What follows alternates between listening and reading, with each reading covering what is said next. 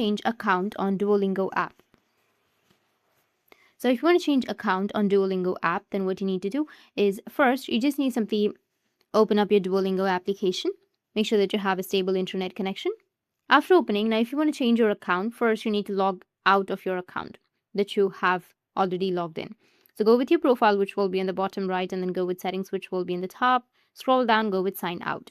Now once you've signed out of your account, now if you want to change your account, you need to just simply go with add another account and go with sign in. Or you can get started. If you don't have another account, you can go and create one.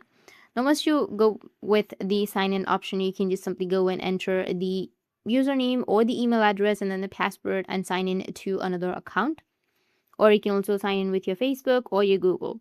So just enter the details and then go with sign in, and your next account will be logged in. That's how you can change your account on Duolingo app. And if you have any questions, feel free to comment below. Thanks for watching.